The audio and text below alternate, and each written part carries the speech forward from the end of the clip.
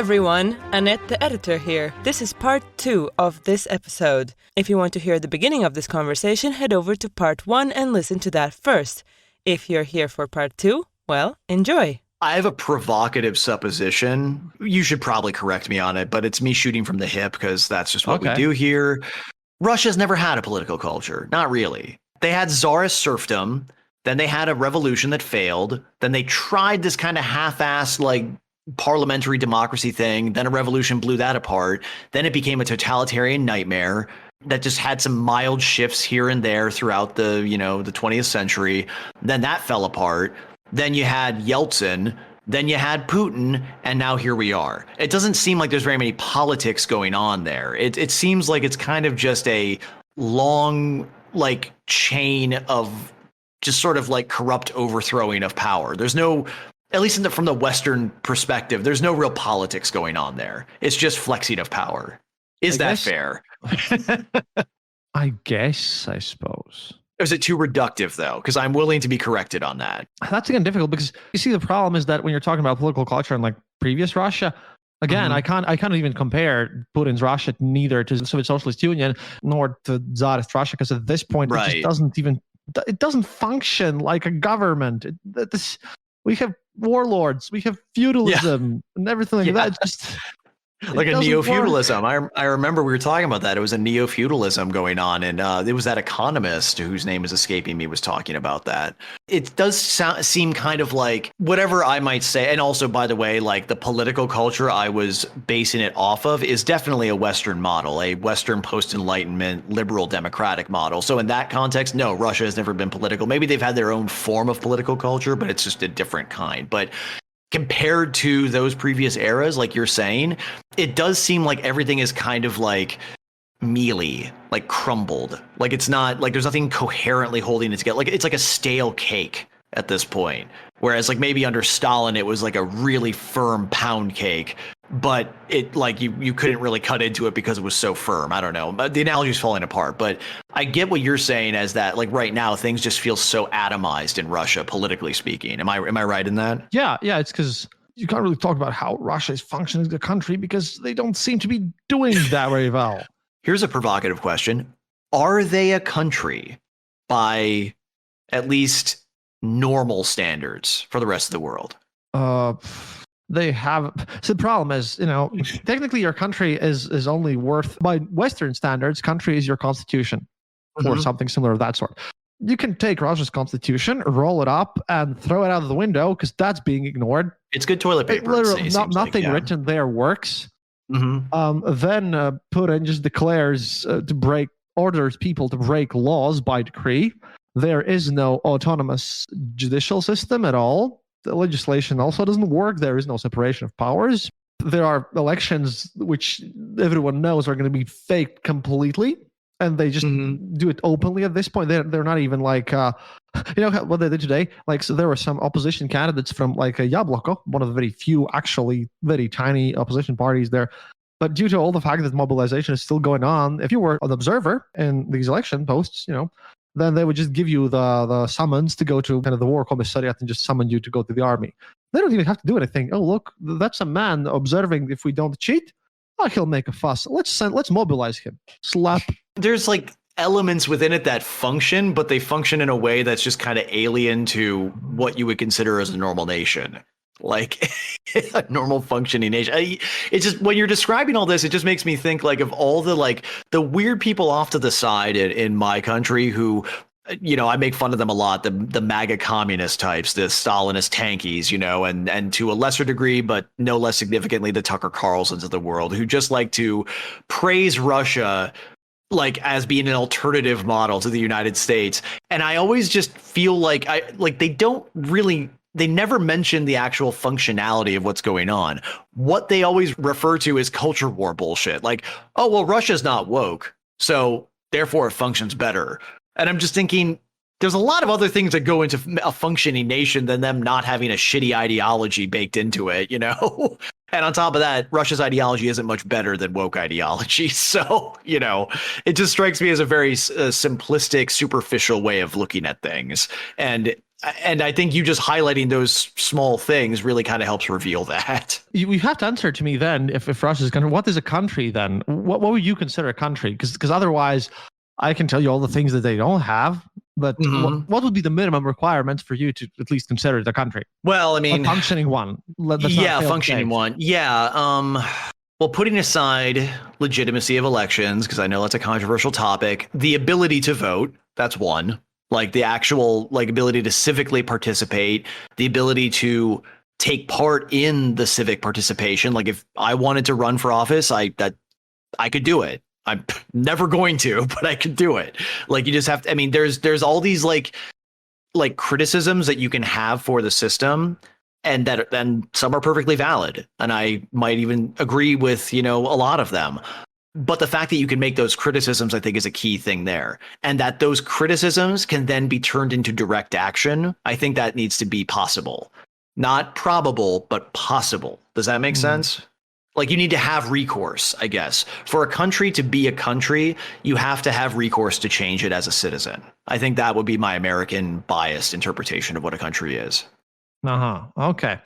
Well, in that case, Russia is, by your means, definitely 100% not a real country anymore. Well, I need to also add non-violently, because technically recourse to change it means having a gun, is, rhetorically speaking. Like yes, I know there's the Thomas Jefferson quote about the fucking blood of patriots and the tree of revolution or whatever the hell it is. I don't care. I don't like that quote. It's overused and it's used selectively. My point is, non-violently, civically. Those are like the qualifiers I want to add to what I just said earlier. No, still nothing. Yeah. No, there. I mean, that's the worst part. Sorry. Well, okay. Nope. So what? Okay, with Latvia then, what makes Latvia a country? Would you say? Give me a better definition than the one I gave, my really reductive one, please. Well, no. I mean, for one, you can actually vote in elections here. Right. We have peaceful transfer of powers. That's and the our term I was looking constitution for. actually functions. See, and it's we don't.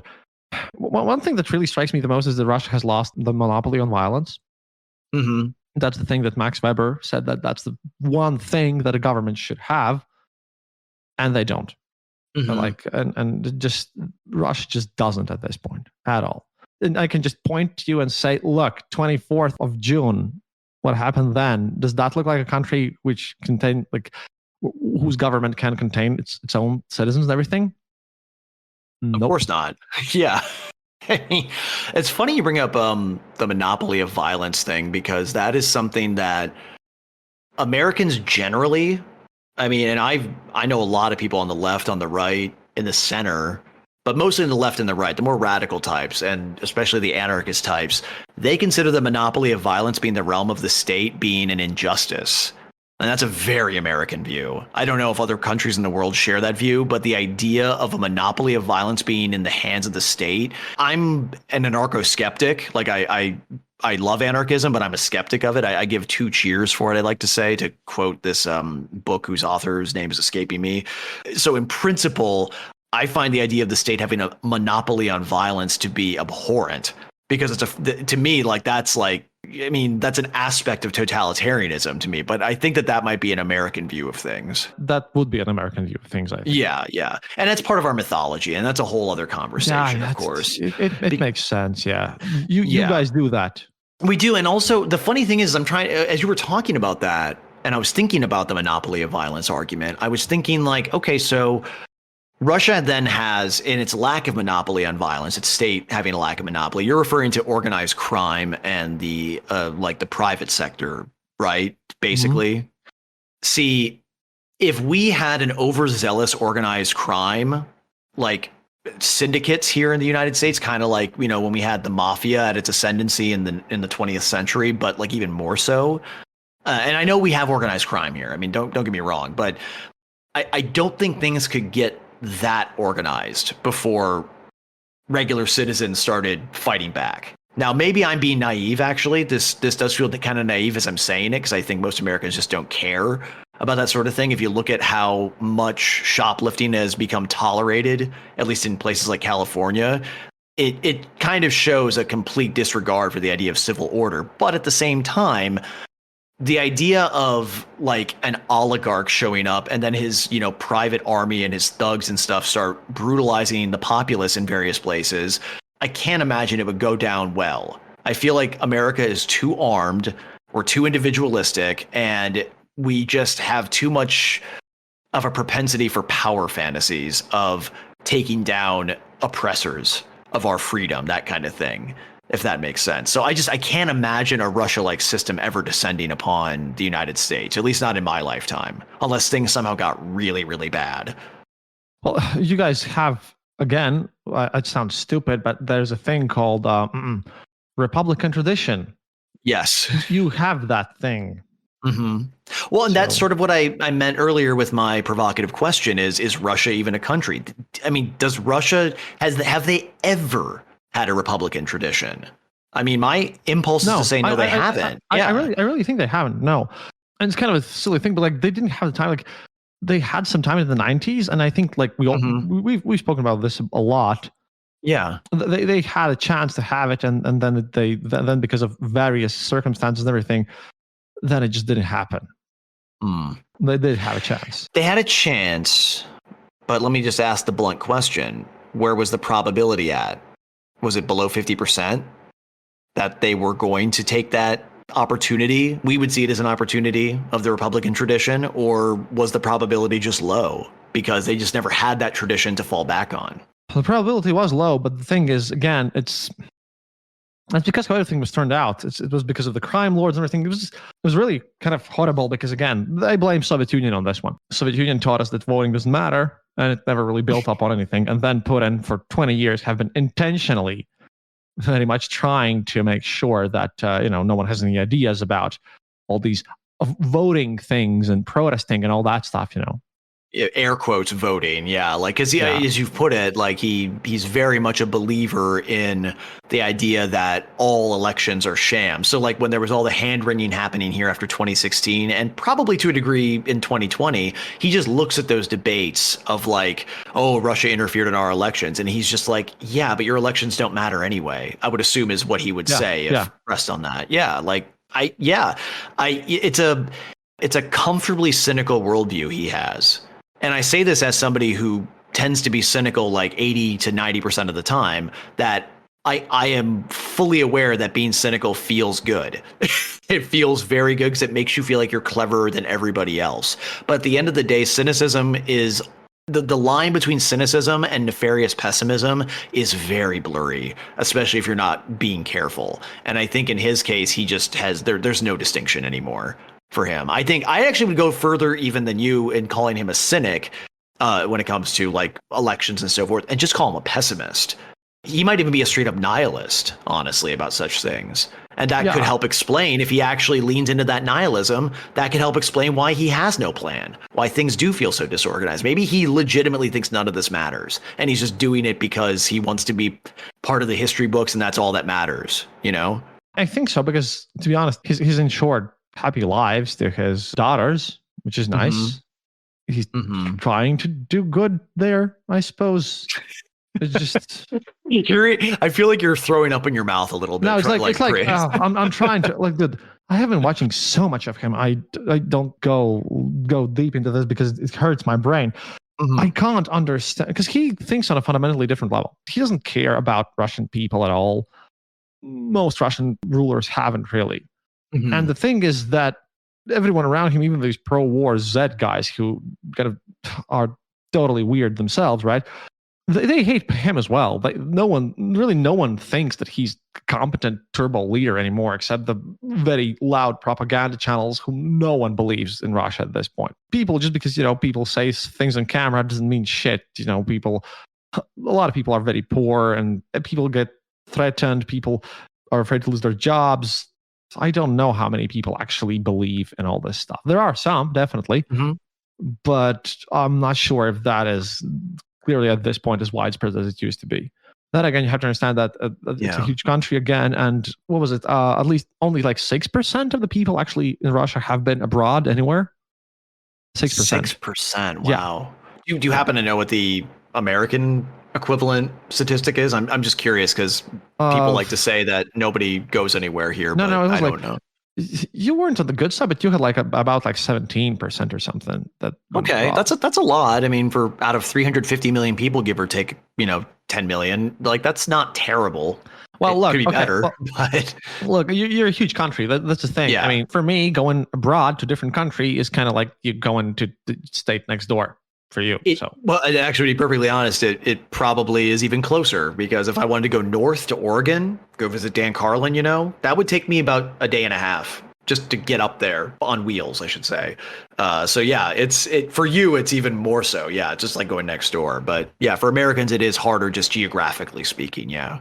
But that's the problem here, and this is why we always are afraid of the unknown. That's the thing. And for example, one of the things that I saw today, I'm actually open. I'll post this in the pictures for you guys who are listening as well. But I'll show you. I posted this on Discord in our glorious shitposting station. Let me just tag you in the response to. I'll just tag you in this one so that you'll see. Matt Barron. Yeah, we call him Matt Barron of California. That's his nickname here on Discord. There, I have tagged you. Go to shitposting station, scroll up, and there's an election poster in Russia, which is just amazing. This is the reality, how people actually think about, in general, things, and it's a candidate who's from Putin's party. There it is. Oh, there we go. Well, homosexuality, Satanism, threats to society. Vladimir Selda, which is the name of the candidate. If you are against, vote for United Russia. I have some questions here. How many gay Satanists has he actually seen? It's one. In his mind, they're probably synonymous, which is funny because that just makes him sound stupid and redundant. Yeah, but that makes them sound stupid to us. But that's the whole thing. Right. That's what they've been telling all the time. Everyone at this point is just a different even look at reality. Yeah, there truly are people like Igor Girkin himself who genuinely think that we literally force people to be homosexual here in the West. And that's not a joke. They genuinely believe that. The funny thing is that kind of mentality is we are not strangers to that kind of moral panic here. Like, that's why, I don't know if you've really looked into this or heard much about it, but like there is kind of another layer of offensiveness to the so-called groomer panic that we have, where they're saying, oh, you're teaching gender ideology in school, that's grooming children. And the reason why that's offensive is not just because you're saying something stupid, but because not even that long ago, like 30 years ago, 20 years ago even, there was like all the harumphing on the American evangelical right about the gay agenda, quote unquote. That was the sort of the euphemism that came after calling gay men specifically, because it was never gay women, it was always just gay men, groomers, trying to make our young boys into gay men. That's basically what the claim was. Now, one can have plenty of criticisms, and in my opinion should have criticisms of a lot of aspects of what we colloquially, call gender ideology, but conflating that with pederasts is like, and while at the same time echoing that old homophobic trope, is particularly offensive. So we're not strangers to this kind of like dog shit rhetoric that exists. It's like I said, it's offensive on multiple levels, and one of those levels is that it's stupid, but also because it harkens back to very, very real bigotry. In this guy, I think honestly, like at this point, civically, I guess, legally speaking, LGBT people are relatively secure in the United States. I'd say pretty much secure, legally speaking. So we don't have much to worry about. So we should just be laughing at the whole like gay Satanist thing. But that kind of stuff does have purchase here. And I have to wonder how much of that has been imported, because I only about maybe a year and a half ago at this point, I started to see more people that I know on the far right using terms like demonic and Satanist, like not ironically. And I have to wonder how much of that, like I said, is imported from knuckleheads like that guy in the shitpost channel that you showed me. I mean, do you have any sense of that? Here in Eastern Europe, at least, these sentiments, that's the Soviet legacy that we're trying to deal with. The problem. But that's going away. We're getting more liberal in a way. We're starting to respect how everything works, What was, well, I'll say homophobia, but like I'll just say broadly bigotry against non-normative sexuality, I guess we can call it. Was that considered, was that normal in The Soviet Union? Yeah, absolutely.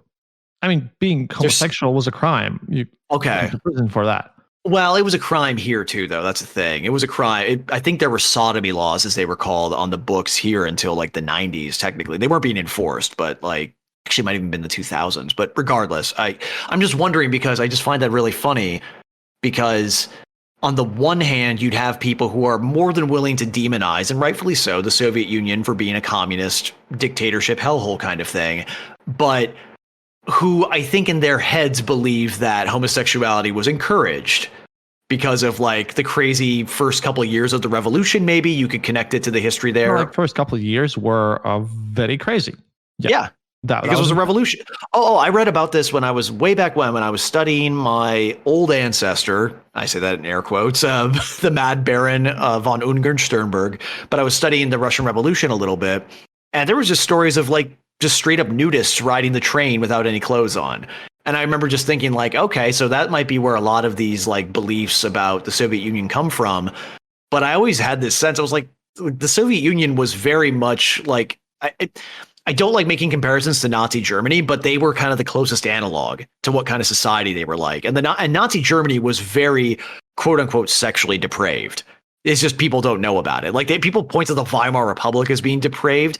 Sure, maybe it was, but it didn't just go away when the Nazis took over. The Nazis were very depraved in their own ways. But regardless, my point is, I just feel like there's a really funny disconnect between what Westerners think of when they think about the Soviet Union or about communism in its manifestations and morality and so forth. I don't even know how we got on this, but I just find the disconnect between what Westerners see about Russia in general and what the reality is kind of like analogous to what you were talking about Russians having a disconnect between what's happening on the ground in the war and what they want to believe about, I guess, the Russian myth or whatever. You know what I'm saying? It makes sense because the Russian myth is it's very strong. It's all over the place in the Western world. It's always about, strong vodka drinking, hardcore man. Like the myth about Russia is, I think, stronger than the actual Russia in itself. Mm-hmm. We weren't busting apart the myth that Russia was once a republic, but I think we were definitely kind of examining the question of like, have they ever really been a country in the modern Western sense of the word? And I honestly am starting to think that maybe the answer is no, and that might be one of its biggest disadvantages, if that makes sense. Again, not like they had a lot of chance to be that. They couldn't do it because they had crappy options given to them. And now we're dealing with this because in the end, people thought that Putin could be trusted, that he would turn out to be a normal leader. And then he wasn't. And now we totally can see that he, wasn't. You at least live in the United States. Yeah. You can think about this from a theoretical perspective, okay? Mm. I live next door to Russia, if you maybe have noticed. So, yeah. So it's slightly different for me, so to speak. That's definitely true. And that's why I do defer to you on a lot of this stuff, especially when I do think about it theoretically, because I want to understand how the rubber meets the road with the theoretically and the lived experience kind of thing in this case. Hello there, and thanks for listening to another episode of The Eastern Border. Dear Patreons, thank you more than ever for supporting our show. Your donations are crucial to keep us going, and right now all of your money is going to securing good information for you and to fund Christoph's actual real-life mission to Ukraine to report to you live about the war that is going on there.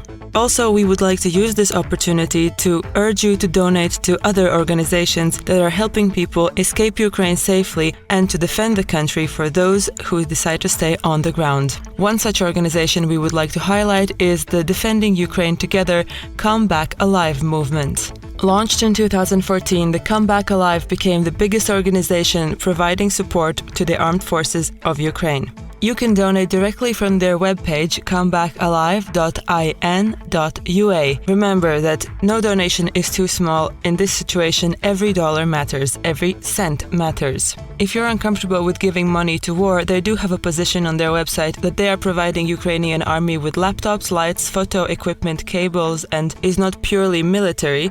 Perhaps that might change your mind, but remember you can also donate to strictly humanitarian organizations such as the Red Cross and others that are helping people escape Ukraine safely. Please also keep following us on social media for all of your latest updates on Eastern Border on places like Twitter and Facebook. Keep listening, keep yourself informed. That's all from me now. See you online.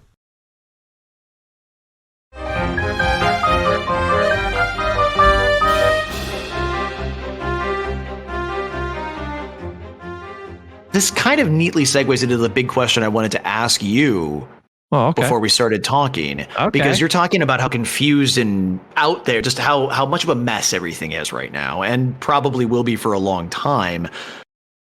Regardless of how this war shakes out, regardless of if Russia collapses or not, I mean, how long do you think it's going to take before future historians are going to be able to tease out the myth, like the mythologies and the misinformation and the disinformation from the reality of what actually happened? And how do you think they're going to accomplish that? I hate you, man. Honestly, I don't know. I just don't. Time will help. I mean, I'm sure time will help. I guess it's just that I honestly don't know. Time will help somehow, but how this is going to turn out for everyone and everything, I can't give you an answer here.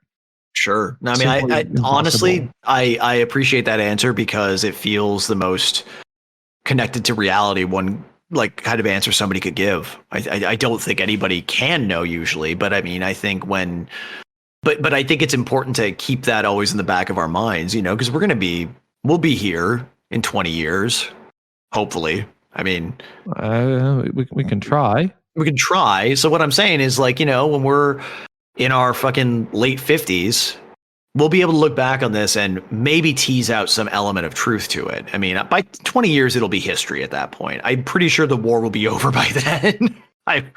Then again, though, after we were in Afghanistan for 20 years, who's to say?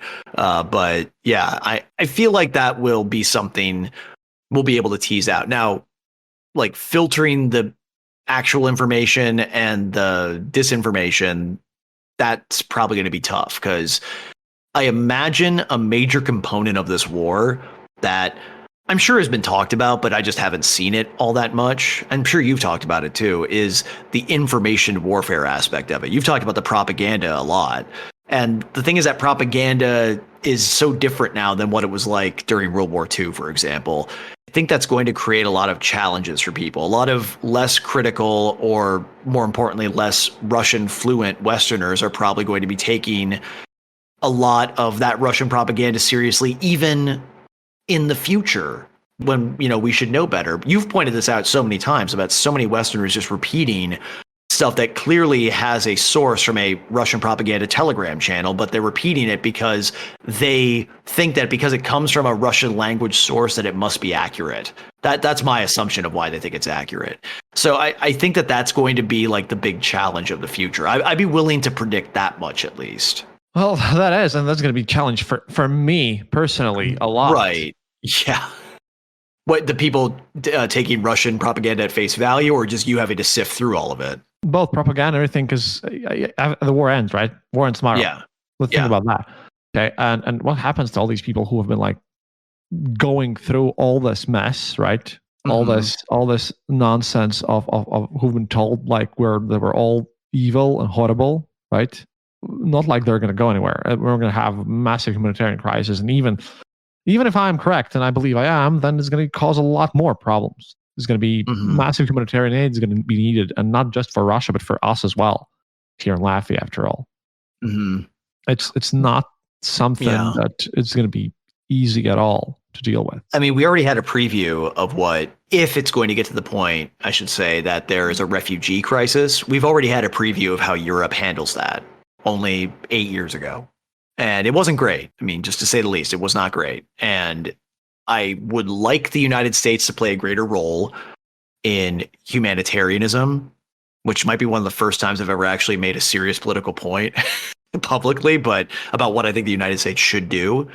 But I've always been a pro-humanitarian I've always taken a pro-humanitarian position when possible. That doesn't mean I think we should just open the floodgates of our borders, but I think we should be much more proactive in supporting refugees from countries being destroyed. And that, as soon as I say that, though, I start imagining like potential conflicts. Like there will obviously be a lot of displaced people in Ukraine. Who knows how much further the displacement, excuse me. I would imagine there's probably, if we were to do that, we would have to face the fact that there's probably going to be a lot of Russian people who want to come here too. And I would imagine that would create a lot of problems. Like if we don't address the fact that there are two people that are by all rights going to hate each other, or at least one is going to hate the other more so, the Ukrainians hating the Russians, that is. So we're going to have to face that kind of thing. And that's going to have to be something that everybody that is not Russia or Ukraine has to face if refugees start pouring out. There already are refugees, but I'm talking about something on the level of 2015 refugee crisis from North Africa and the Middle East, but even bigger, because it probably would be bigger. And I feel like that's something that we should probably prepare ourselves for, just in case, even if it doesn't happen. We should definitely prepare for that, especially if Russia does break apart, because as you and I have talked a lot about, man, we know what a balkanized state looks like.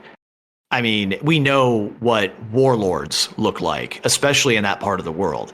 We know what happens to regular people when that sort of thing happens. I was just talking about it earlier. A lot of grievances are going to be like settled and then filtered through a political lens too.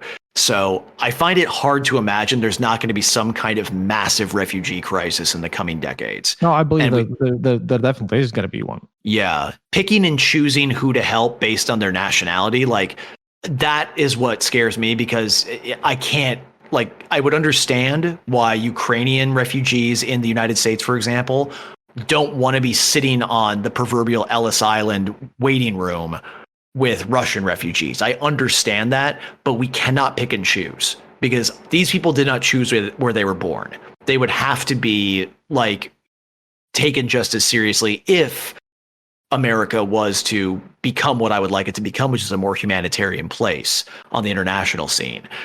To be honest, I'm kind of skeptical that we will go in that direction because of the aforementioned forces I've talked about, namely our weariness of being an international force, which is exactly what people like Alexander Dugin bank on. They want us to be fatigued from that.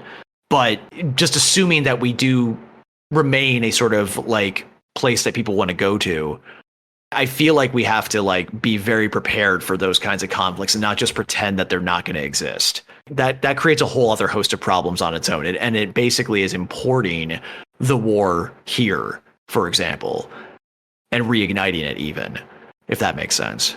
Yeah, it does, but nothing's going to be easy. No. Like at all. I don't see any easy options that we have at this point. So with that said, can you understand why there's a lot of like Americans who just who want to be, they want nothing to do with it? And because they understand that at some level. And I can sympathize with that feeling, at least. I don't think it's necessarily right, but I understand it.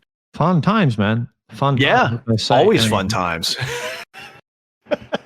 Just do you have any Eastern European jokes? Come on. Let's lighten the mood here before we go. I don't know. Let's take a look and take some questions, because there we go. Just as usual, we started out, we had a good conversation. This time you actually smashed my brain because you made me think about all those things. It's one of the things I did for you. I have oh my God, I still got another beer. That's going to save me. Well, I see somebody in the chat. First, though, I see this person mentioning, I want to get the screen name right. It just says D. Mr. D says, in Argentina, we had Jews and then Nazis coming into the country. That is true. I have learned a fair bit about that. And look how well the country is going right now. That I don't know about. I've actually been to Argentina, but that was like almost 20 years ago. So I have no idea what is happening there. So it looks like we're probably going to get some context. But the question was, to what extent do you think we could have ethnic conflicts in Russia at some point? That's how everything's going to, we're going to have. We already are having ethnic conflicts. I was going to say, is it already happening? Yes. Yeah. Because one of the aspects here is that Russia has a massive population crisis. And because of the demographic situation and everything, and because government's doing nothing, like Russians are not having babies. So they are now having a ton of influx of Central Asian migrants. Ton of them. Well, it was counted that at least out of the 10 million people who are citizens of Tajikistan, 3 million live in Russia at this point. It's like crazy, and there are ethnic conflicts every day, all the time. How I only have my own perspective, but I'm just wondering how like analogous is that to, say, the border between the United States and Mexico? Is it similar? Because we have, obviously, I live in California. We have a lot of Central American, I'll say more broadly, migrants here. The ethnic conflicts that we've had, though, they happened already, especially in Los Angeles. Like, there was a major, like, it was devastating. It was a devastating ethnic conflict started by members of Mexican cartels, namely the Mexican mafia, against the black communities of South Los Angeles back in the like early 2000s or so. And they like drove them out. They were targeting black Americans and murdering them on the street as a means to displace them. So if we use that as like a guide, I mean, it's definitely, I would say, just from the American perspective, it's definitely possible that things like that could happen more so in Russia, like what you were talking about. Again, it's all concentrated around the metropolis, Moscow. They just go through there, you see. A bit crazy, because again, with how many Muslim people live in Moscow at this point, they also have, because of their traditional situation there, they have a ridiculously small amount of mosques. Yeah, this Dr. Colombo has all the good questions here. Sure, yeah. There's his next question was, it's been 2 weeks since Prigozhin got killed. Is there any noise about Wagnerites doing anything about it? They have stopped recruiting, which is fun. And then we have the same guy who was involved with like saying that it's going to be crazy, Putin's everything like that. And then he's now saying that Prigozhin's living somewhere in Caribbean, and that's like in Argentina. No, it's always Argentina. Come on. He's hanging out with Hitler and Goebbels and all those people who didn't actually die, obviously. I have another question that actually is from Joe Luxemburger Spy. Oh yeah, Spy. He's the only person who is who's actually from Luxembourg. Luxembourg, yes, so he's one of the like 4 people. Okay, cool. Yeah, yeah. He asks a good question that I'm pretty sure I've asked you. I might have asked you like way back in our first conversation. Does the Russian state end with a bang or with a whimper? Yes. The answer is yes. Yes. I'll narrow the question down a little bit too. What parts of the Russian state will end in a bang, and what parts in a whimper? Chechnya, definitely a bang. Okay. Some internal middle part things probably ending with more or less a whimper out there. Okay. I mean, this is just my assumption based on how things typically shake out in history, but the more populous, the more urban will be the more chaotic, and the more rural will be more of a whimper kind of situation. Yeah, more or less. First of all, is going to be really crazy at the point where everyone wants to put Ramzan Kadyrov straight up into prison completely. Everyone except Putin, basically. So What else are you going to do? Okay, here's my question. Does Putin get the Mussolini treatment or the Hitler treatment? And for those people who don't know, Mussolini was strung up in Milan, I think upside down. Like he was murdered. I mean, I'll say executed. I'll be fair. It was executed. Whereas Hitler obviously, killed himself in Minecraft. So yeah. What do you think though? No clue. Okay. Literally no clue. Anything can happen. Sure. He could also, depending on how things go, he could have the Napoleon treatment. Go sitting on an island somewhere. Exile. I think he's going to go and disappear at some point. Okay. Just go away. I just had a premonition. There's going to be like a sort of like growing rumor in Russia, and it's not going to be made public for a bit, but the rumor is just going to keep growing and growing and growing globally, that Putin just hasn't been seen. He's just going to fade away. Because that's going to be the moment that I don't think there's ever going to be a concession speech. I don't think it's ever. I think that obviously I think the Mussolini treatment is never going to happen. That's just my sense. I think the people would have to hate him enough, and the country would have to be at war with itself enough for that to even be a possibility. I think the suicide option is possible, but I think it's most likely that he's going to take the easiest way out, which is to just disappear. like you were just saying. And I think and there's not going to be an announcement of it. It's going to happen, and then people are going to have to figure it out for themselves. He's going to Irish exit the geopolitical stage. Possibly. Again, you can't really know. Yeah. Could be. Anything can happen at this point. This is way too unpredictable. And anyone who tells you that they can somehow predict what's going to happen with some sort of perfection, they lie. Mm-hmm. They absolutely lie. Yeah, I feel like Putin just disappearing and that being the story just narratively feels the most satisfying to me, because it's just so indicative of what history's like. It's just so anticlimactic, and he's not getting what he deserves in that sense too, because that's usually what happens. I'll always insist on the fact that I want him to go through proper procedure so that he can see and experience everything.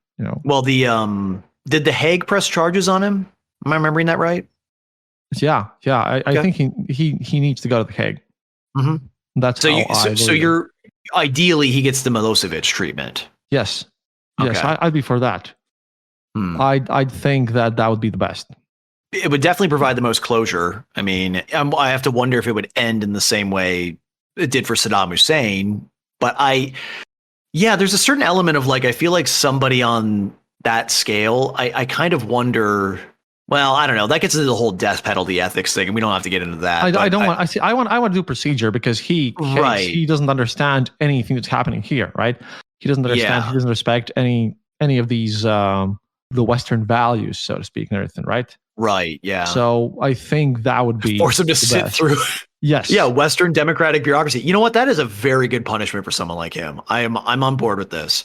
I would be sympathetic if people wanted him executed afterward. I can understand that, but the Western bureaucratic process and then being put in prison for life, that's kind of the ultimate insult for someone like him. You're right. It's because he hates this whole thing a lot, and therefore I think that it would be good to just get him through the process. Yeah. If it got to that point, I can guarantee you it would be first. I would say it would be a good thing as long as it was conducted correctly and there wasn't any fast tracking or fast and loose of judicial standards and so forth. If it was conducted correctly, like we're talking about, I'm 100% on board with it, and I think it would be good. But what I can guarantee will happen is it's going to become a very nasty and stupid debate here in the United States between the left and the right. It will become a situation where the left will be all about supporting it, but superficially because they don't understand it. And the right will be all about delegitimizing it because they've decided, because they started reading Carl Schmitt or something, that it's time to abolish international law or something because it's unfair or some stupid shit like that. So that's my guarantee, is that it'll be covered stupidly in the United States. Look, at this point, what isn't? Well, yeah. Well, I mean, we are heading into, let's see. Okay, it's still over a year, but we are having another election in a year and 2 months, give or take. I'm not looking forward to it. Let's just put it that way. Oh, it's going to be fun. Oh, yeah. Fun for the whole family. I think we have another question, by the way. Yes. Let's jump down here. Creative question. Okay. If Putin went to hell, what kind of ironic punishment would he get? I think we kind of laid it out. But except the trial never ends. He's just on trial forever. He gets turned into very much a Kafka hero. Yeah. Oh, man. Do you think he reads Kafka or has read Kafka? I don't know. And I'm just wondering if he reads it. He used to be an officer of KGB, and I know that he knows how to read. He doesn't use a smartphone. He doesn't use the internet at all. Mm-hmm. So, but he probably has read something at some point. Yeah. I'm just thinking about him reading it and then totally missing the point and just being like, yes, Kafka was talking about the West here. Probably. Yeah. These when you ask me to make predictions, don't even know how to do things much here. Yeah. I went back a little bit and saw that Dr. Colombo asked us a question that we kind of got into a little bit where we were talking about how Russia and China get stuff so they don't participate in politics. But he asks, were these countries ever known for political participation of the people? Or is this maybe the way these societies have worked for a long time? And I think we have pretty much said that is exactly right.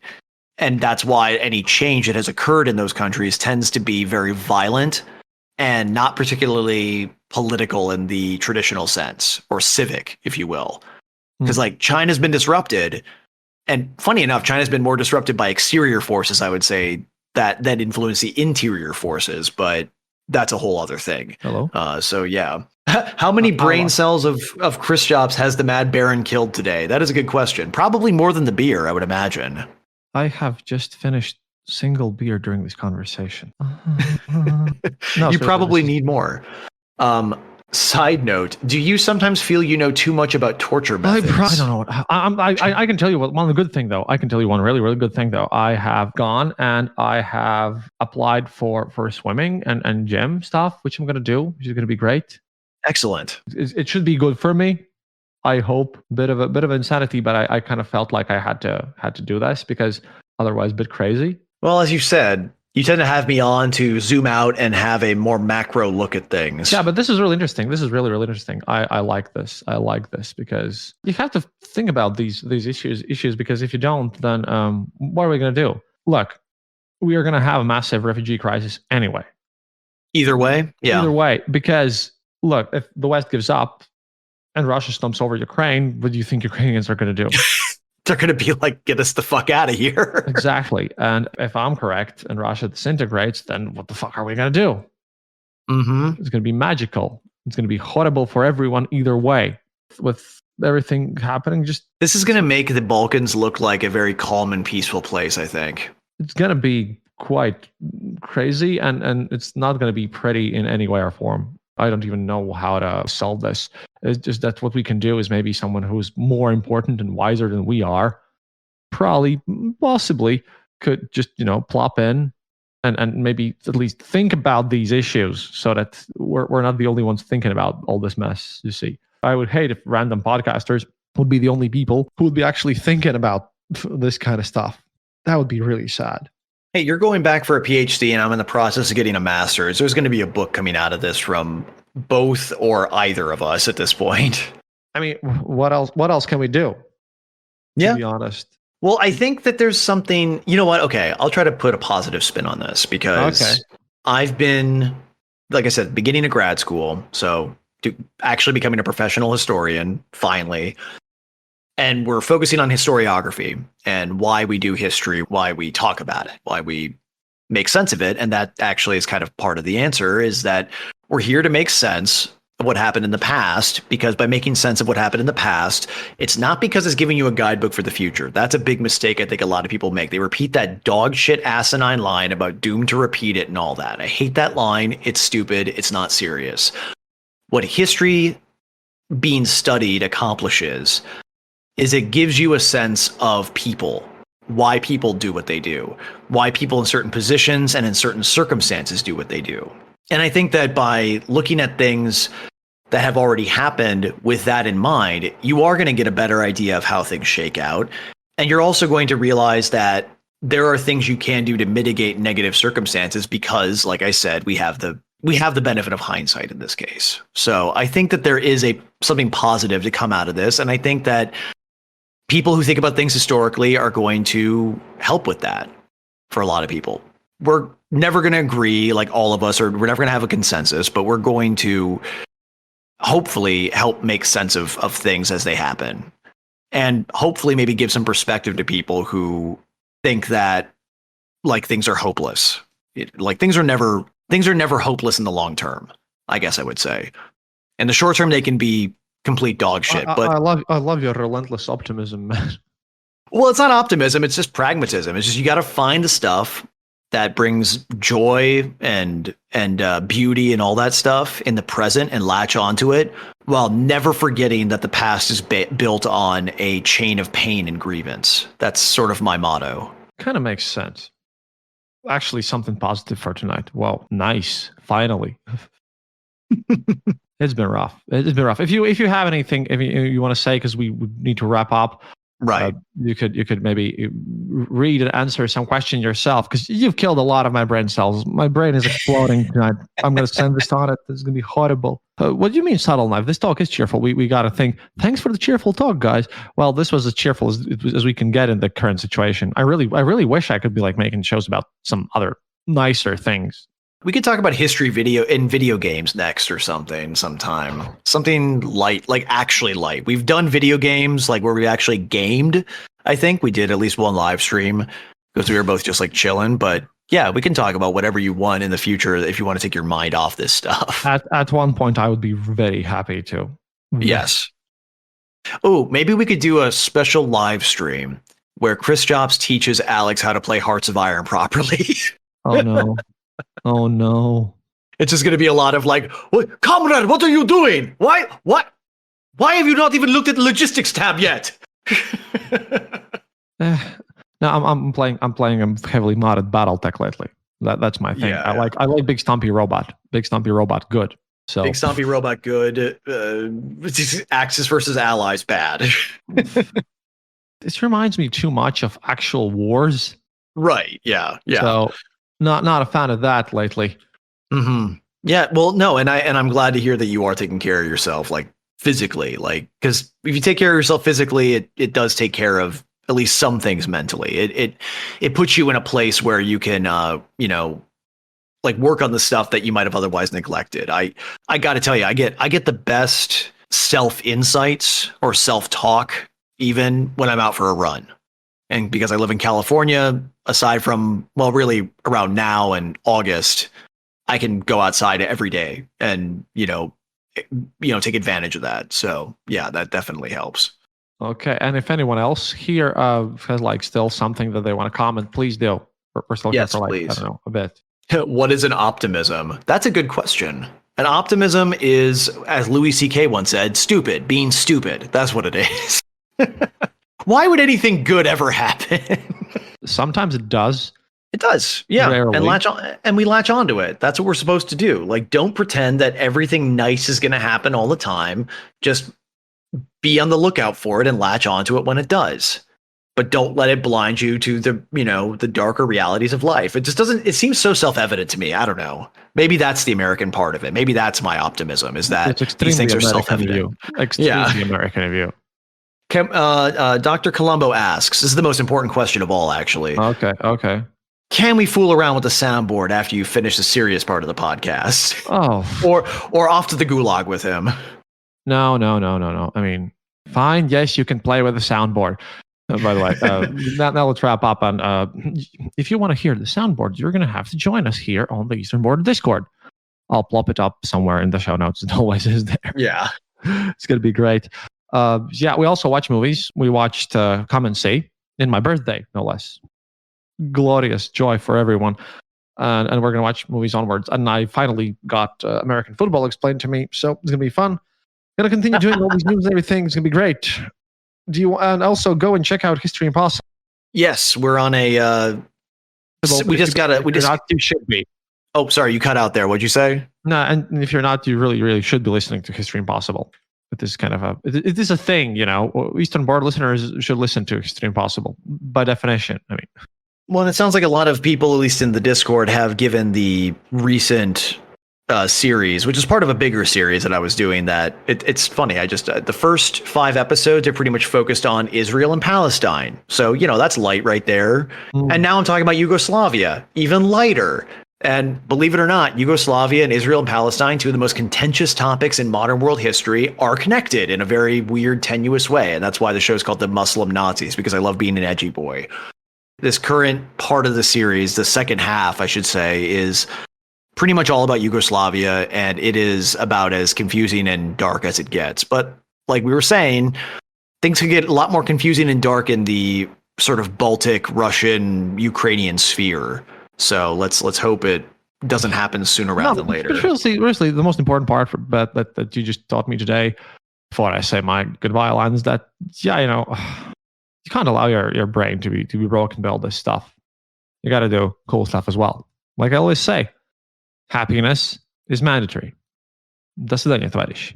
Haha, I'm cutting you. Now you can finish talking if you want to. Shango! I haven't stopped recording, you guys. Oh.